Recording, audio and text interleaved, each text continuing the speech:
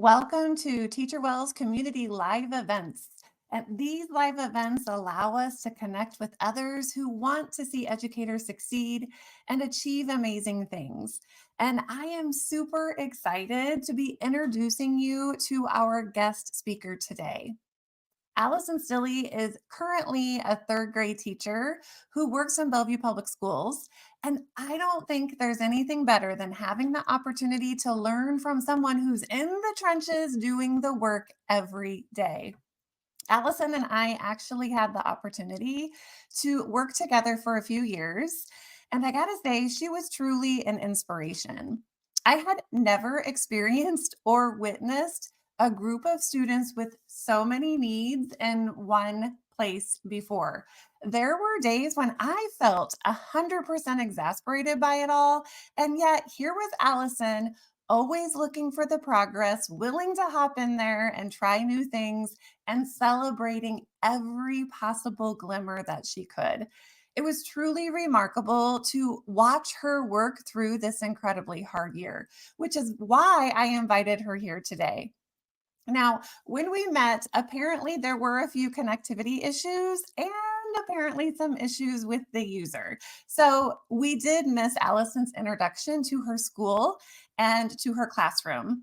But she shared that the school that she works in is in a community with the highest poverty in the area, and that many of her students experience trauma in their lives, impacting how they were able to navigate the school setting. Allison also taught for 10 years, 6 of those years in kindergarten. And yet, this particular year in kindergarten, she said she felt lost and began to not trust herself and everything that she knew as a teacher. So, to talk a little bit more about her classroom, she had 22 students in her class, which she says, in reality, that is manageable. But of those 22 students, 8 of those students exhibited extremely active, aggressive, and violent and defiant behaviors. So, let's hop on over and join the conversation from here. Sometimes I was working with these students throughout my plan time and through my lunchtime, even every once in a while. I would go, support those kids throughout that whole time. So I was losing my plan time so that I could continue with that student, which I was okay with because when I started with them, I wanted to finish with them so that, they knew I was someone that they could trust and that we could work through it. Um, but that started to really, really, really take a toll on me. Amber, Mhm. are there I'm going to go into kind of the emotions I had that year and things that I did about it. Are there any like big behaviors that you feel like I'm missing? I think it was just the intensity of it all, and um, I don't know if duration is the right word, but it wasn't just one behavior. It wasn't one student. It was multiple things happening at one time. So one student's running out of the classroom and leaving school property while the other student is throwing a chair at your smart TV, and another student is chasing after a nearby peer attempting to bite. And it was all simultaneous. It was all happening at one time. Even when there were multiple adults in the room, you're working with a behavior coach. I walk away from that every day just in awe of you because you gave up so much, like you said, of your own time trying to find solutions and meeting the kids where they were. You were, of course, exhausted and exasperated by all of it, but you still wanted to do what was best by the student, by that child. And so because of that, you did lose your plan time or some of your lunchtime, and you used every opportunity to seek out help from others. Yes, and I was lucky enough to have very supportive administration in the building who were giving me support to help us in the classroom be as successful as we possibly could be. And I would have, between myself and I would have 3 others in the classroom with me. There would be 4 of us, and it just still would feel like chaos. Mhm. So, and I didn't just have 4 random adults. I had 2 amazing paras that year that we Mhm. truly were a team. I had, our Title I teacher was in my room for a big chunk of the day, and she's amazing as well. So, I had amazing support, and it just still felt like we weren't doing enough. Mhm. So, the emotions I went through that year, I can say I probably never felt the lows that I felt that year. So some of the things that I was going through, I was starting to just truly feel beat down and burnout. And I had never ever felt like that before. I was mentally and physically exhausted. And I just truly felt in over my head. Like, what am I doing? Am I good at this? Is this worth it? And I was starting to question if teaching is what I wanted to do anymore. Mhm. And I never thought I would get there. It was always my passion. It's what I wanted to do since I was little. So feeling that, and gosh, it kind of brings back the emotions a little bit because just, it was so hard. And I would go home and I was crying. I was crying at school. It felt impossible. So I had to do something about it. It had to change. I could not feel that way. I would say those feelings were a lot through first quarter, and I was like, I'm gonna make a change. This is gonna get better. So I did several things that really helped me to continue having a positive attitude and just continue to know that this is what I'm meant to do. Um, so some of those things I started doing, one thing is I started listening to like inspirational podcasts. I reached out to Amber actually, and I was, and because she is like a podcast queen, and I was like, what are some good podcasts that I could listen to? And I would listen to them in the morning. Um, at the time, I had only 2 of my own children, so I would drop them off at daycare, and I have about a 15-minute drive from daycare. And I would listen to some inspirational podcasts sometimes just to get my head in the game for the Mhm. day, and I had to start positive, and that really did help. Other things that I did were at the end of the day, I would try to write down 3 positive things that happened in the day. Sometimes they were the tiniest little thing, like Susie wrote her name on her paper. Like sometimes it was the littlest things, but I was like, there are positive things happening in my classroom. I Mhm. might have to look a little harder, but I'm going to write down 3 positive things every day. And that really also helped because sometimes when you're in a really tough year, that bad can really overshadow that good. So Mhm. I had to make it an effort to see those, good things going on because there were plenty of amazing things also happening. I Um, think that's what I mean, some of our conversations during that year, I think sometimes that was your heartbreak where you knew there were a lot of good things happening and you were scared you were missing them because of the mhm. urgent things that were pulling your attention in another direction. But Yes. I love that you took the time to write down the things that you did notice and that you saw happening. Because every time we take time to give gratitude or notice the good things, it's like a dopamine drip. And Mhm. we get this chemical dopamine that just keeps us going, keeps us calm, and brings us Yeah. joy. So I think that's a fantastic strategy. Yeah, and it really did help because I knew there were positive things happening, and I knew I had students that were great students doing exactly what they were supposed to be doing. And I also knew even my students that struggled, I knew there were good things they were doing throughout the day.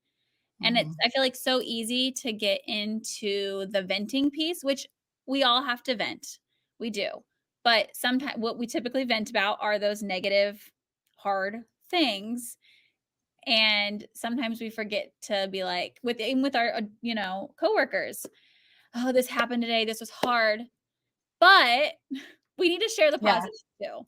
So don't forget to share those positives with your spouse or your coworkers because those do matter, and Mhm. those will start to stand out more and more the more that you're doing those things. Yeah. For sure.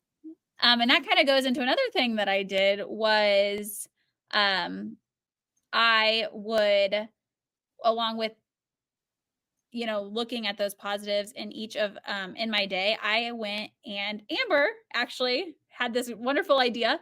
And she said, I'm going to go and I'm going to watch your class, and you can go make positive phone calls.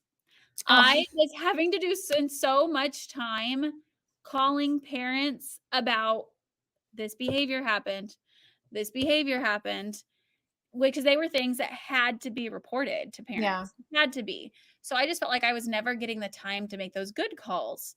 And so she went and watched my class, and went to make good phone calls, and that filled my bucket so Good. much to be able to call parents and leave those positive messages, because I just felt like I was being bombarded with the not fun phone calls, Mhm. and I needed to deliver some positive news. So Yeah. little things like calling and leaving good messages or sending a positive email, it doesn't only fill the bucket of the parents and that child, it fills your own Yeah. bucket. For sure. I love that. I That was forgot about that. I'm glad you mentioned that. that was extremely helpful as well. Some other things I did were I really leaned in on supportive coworkers. I Mhm. surrounded myself with people who helped me see the good, with people who were encouraging to me. And sometimes I felt like I was almost needing them to say, "You're good at this," because I was feeling so beat down some days. Yeah. I needed it pointed out to me, like, "Don't forget you are good at," and telling me like, "Oh yeah, okay." Because sometimes Mhm. I felt like all those good things that I knew that I thought in the past I was good at were just they weren't working that year. It felt like they weren't working, at least. Yeah. I was So just talking about this, how self-compassion can be really tough. And mhm. for me, it's something that I'm always working on. And I often lean into other people for the compassion they give me. And then that fuels my own self-compassion. But I need that from other people first. Yes. Kind of like eating, it fuels your body with energy. So hearing those validations from other people are certainly fulfilling. Yes. And I don't think that's a bad thing, like, it's just a human thing. We need to Yes. have that validation sometimes. Mhm. So really surrounding myself with the positive people here that I could go to, and I might vent, but then they would flip it into that positive. So just really make sure you're also surrounding yourself with positive people within Mhm. your school, because it does make a difference for your attitude. It makes a difference for your day to day when we are thinking about those positives and surrounding ourselves with people who are positive. It naturally start to do it yourself. Yes, for So, sure. um, another thing I did, and this might sound like something so little, but I ate in the teachers lounge, and I surrounded like for 30 minutes of positive peer adult interaction. It helped get me through the day. It was like a little refresh in the middle of the day, because we're with kids all day long. Sometimes we need that Yes. adult conversation. That really, really helped me as well. And again, I was lucky that I had a positive group of people I was eating with, um, Mhm. in the lounge. So that was truly something that also worked for me. It is those little things, though, that make such a huge difference. It really is. The Mhm. little things I feel like make honestly more of a difference, and they don't take time. And I feel Mhm. like that's huge too, because I think sometimes we think it's gonna be more work, but those Yeah. little things, they started occurring naturally in my day, um, Mhm. and they really did help. So I was also super duper lucky that I got to work with a fantastic behavior coach. Yeah. Um, we had Amber, who was advocating for us hard that year. She was able to get um, our behavior coach to come in, And Mhm. I was lucky to get to work with this behavior coach. She was phenomenal. And just getting that outside perspective is huge. So she would come in, she would observe. She didn't intervene, she just observed. And we would meet weekly. And I know that not everybody can get a behavior coach, but what we can do is everyone can do what I was able to do with her. Mhm. We would look at my data that I was tracking on all my students, and she would start doing trend lines with that data. And the trend lines, it was like a gift to me. I was Yeah. so lucky to work with her, but anybody could take their data and you could track it and start seeing trend lines. Because even on the hard days, we started looking at these trend lines and doing all of these different interventions. And the trend lines were beautiful and they were moving in the right direction. Yeah.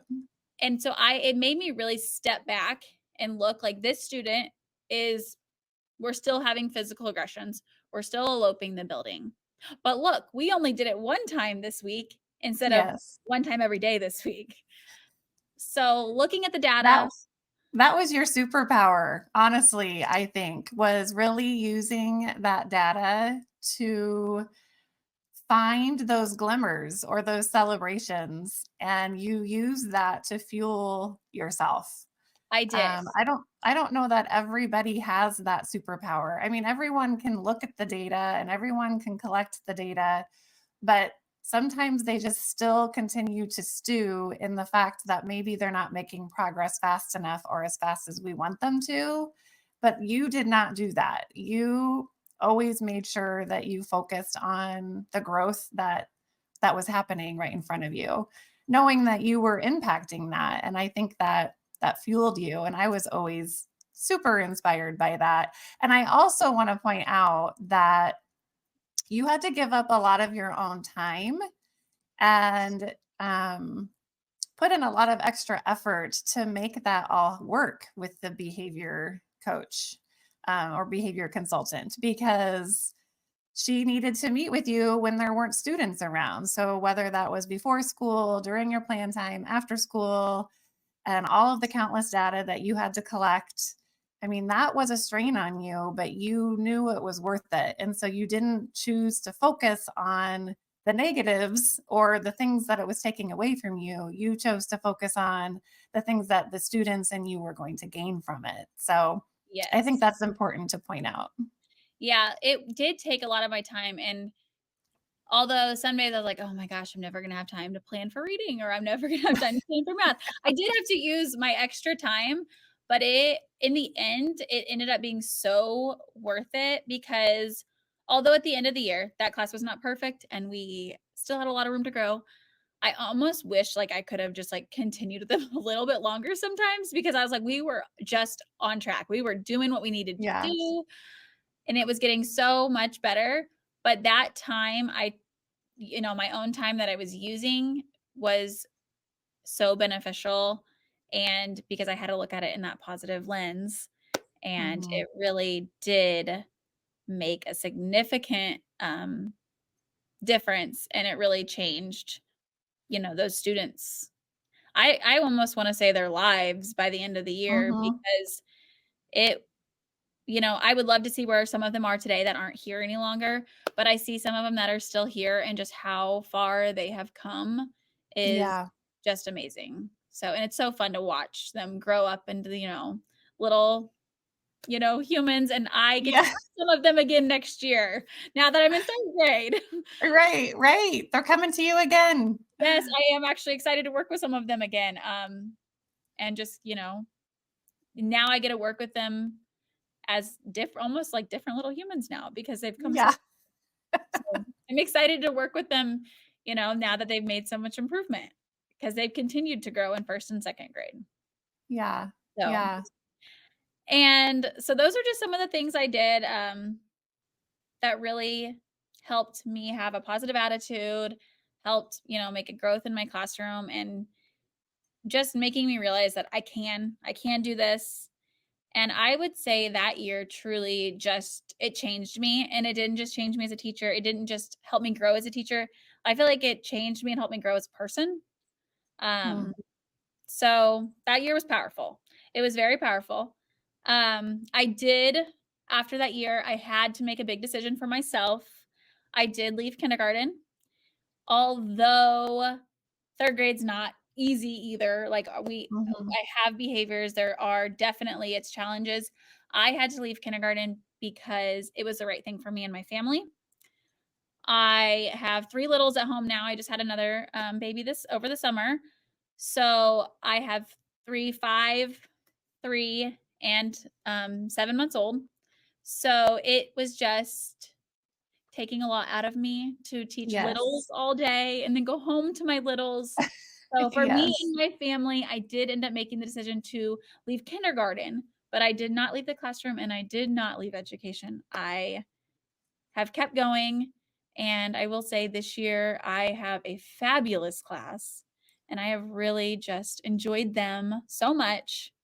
And we're just having fun together and I learning. love that. Yes. So you said that that year changed you as a teacher and as a person.